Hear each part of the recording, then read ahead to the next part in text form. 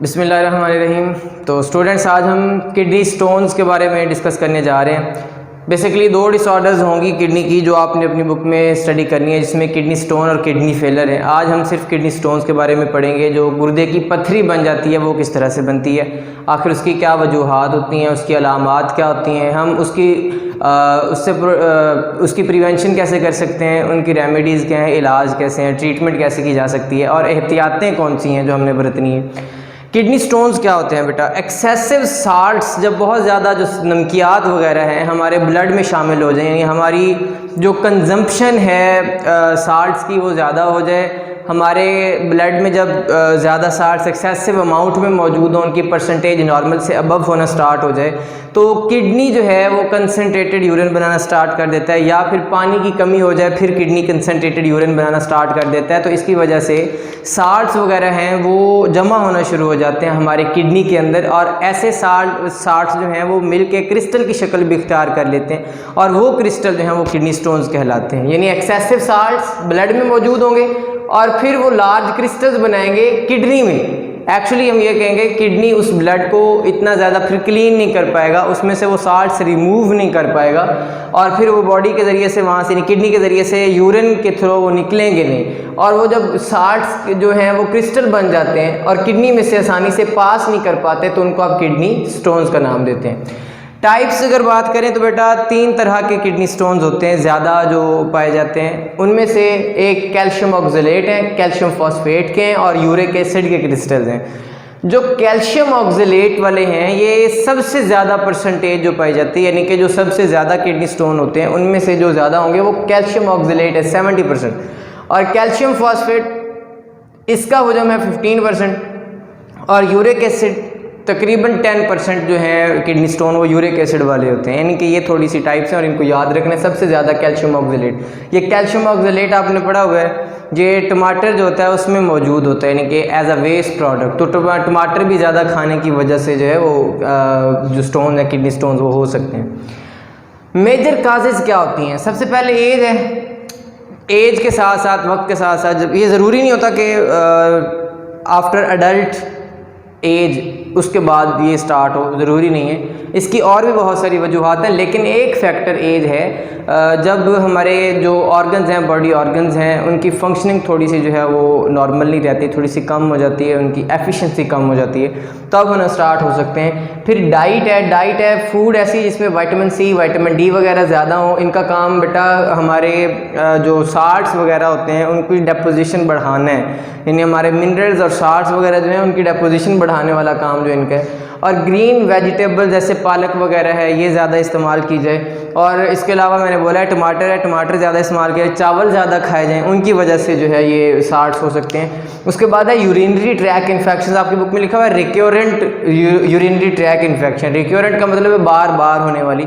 अगर urinary track में कोई इन्फेक्शंस हो रही हैं तो उनकी वजह से भी किडनी स्टोन्स हो सकते हैं। हमारे किडनी की जो वर्किंग है वो डिस्टर्ब हो सकती है। लेस वाटर इनटेक, पानी अगर बहुत कम पिया जाए, कुछ बच्चे या कुछ लोग ऐसे होते हैं जो पानी सारे दिन में 1-2 गिलास, या जब खाना खाने लगना है उससे पहले थोड़ा सा पी लिया, थोड़ा सा बाद में पी लिया, यानी कि ज़्यादा पानी नहीं पीते।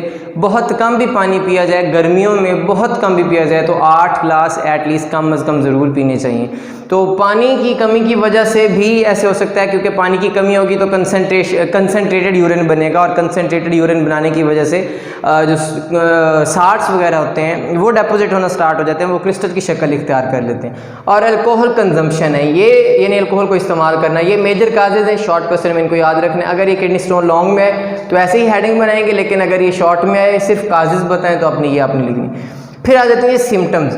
सबसे मेजर जो सिम्टम है वो है लोअर एब्डोमिनल पेन। ये बैक वाली साइड से लेकर यहाँ तक ये पूरा हिस्सा जो है बहुत शदीद दर्द होता है, इवन के ऐसे एहसास होता है जैसे किडनी वाली जगह जो है उस पर आग लगी हुई है, वो वाला भी यानी कि एक किस्म का एहसास होता है। वोमिटिंग आ सकती है। उसके बाद अलावा फ्रीक्वेंट यूरिनेशन, बार बार जो है वो पेशाब आता है, मगर कम अमाउंट में आएगा बार बार, लेकिन कम अमाउंट में आएगा आसानी से। और वो यूरिनेशन जो होगी वो फ्रीक्वेंट होने के साथ साथ वो तकलीफ़ दे भी हो सकती है, उससे दर्द भी हो सकता है।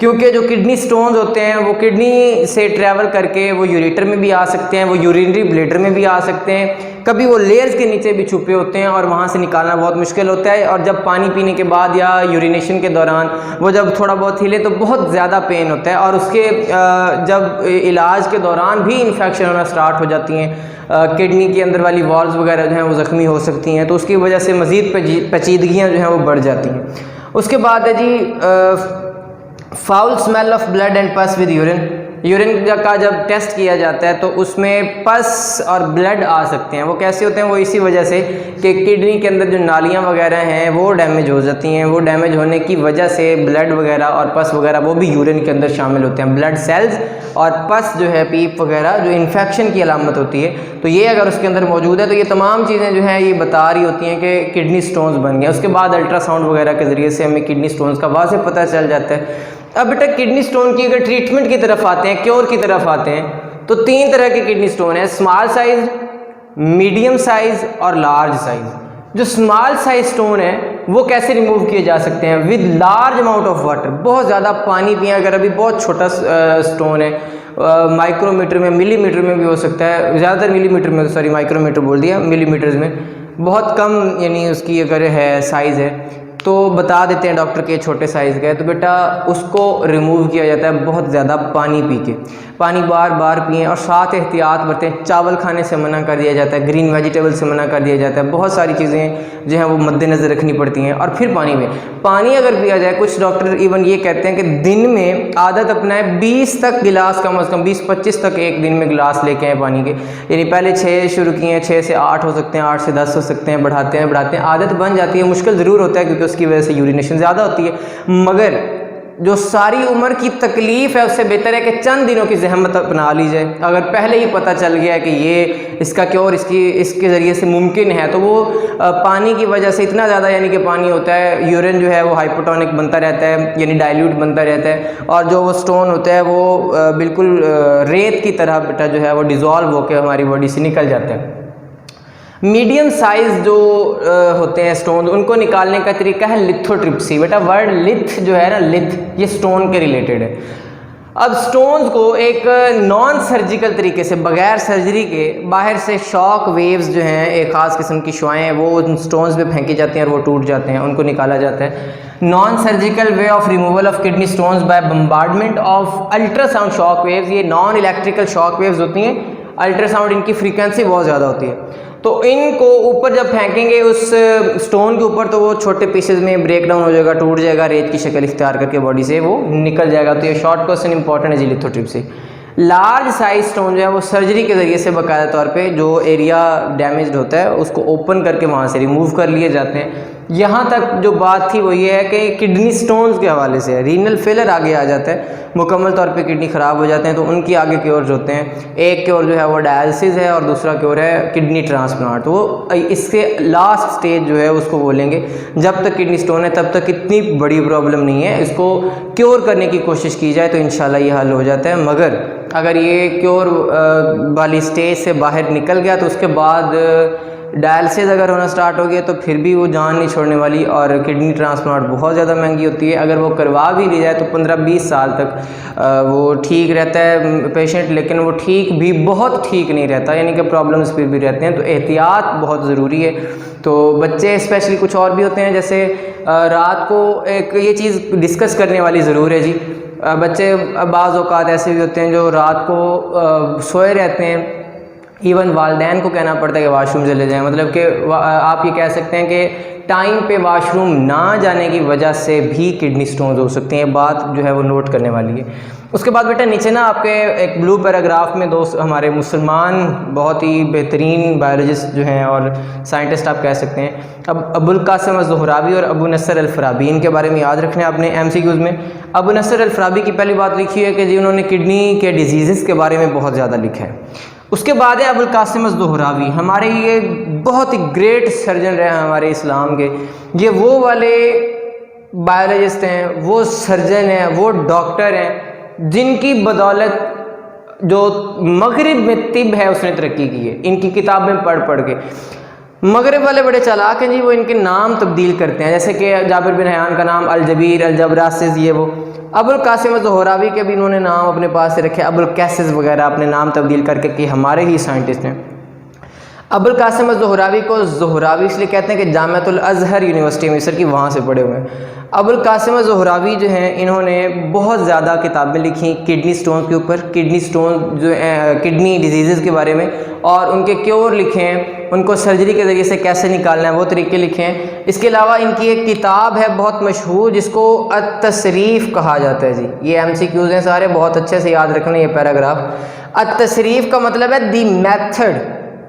ये अगला MCQs है कि अबुल कासिम ज़ोहरावी की किताब का नाम क्या है, उसका मतलब क्या है, दी मेथड उसका मतलब है। उसमें 200 तरीके बताए गए सर्जिकल मेथड्स या उसमें बेसिकली सर्जिकल आलात, 200 सर्जिकल आलात जो हैं, यानी जो सर्जरी में इस्तेमाल होते हैं, वो बाकायदा ड्राइंग के साथ बनाए गए, उनका यूज़ बताया गया कि इसका कहाँ यूज़ है, किस तरह से करना है, बाकायदा वो बताया गया। तो इनकी किताबें बहुत अरसा जो हैं वो मेडिकल मगरब की मेडिकल यूनिवर्सिटीज़ में, यूरोप की मेडिकल यूनिवर्सिटीज़ में पढ़ाई जाती रही हैं। उनसे बेसिक जो नॉलेज है वो लिया गया। इस्लाम ने बहुत बड़े बड़े मुअल्लिम और बहुत बड़े साइंटिस्ट जो हैं वो पैदा किए हैं, और इस्लाम की बदौलत ही जो बाकी यूनानी वगैरह थे और बाकी जो आप कह सकते हैं कि गैर मुस्लिम थे, उन्होंने सीखना शुरू किया, और बदकिस्मती से हम ये चीज़ें छोड़ते जा रहे हैं और वो अपनाते जा रहे हैं। बहरहाल जी, MCQs में और शॉर्ट क्वेश्चन में अबुल कासिम ज़ोहरावी और अबू नसर अल-फ़राबी को याद रखना है, और किडनी स्टोन के बारे में आपने याद रखना है। कल इंशाल्लाह हम अगला टॉपिक पढ़ेंगे जो कि रीनल फेलियर। अल्लाह हाफ़िज़।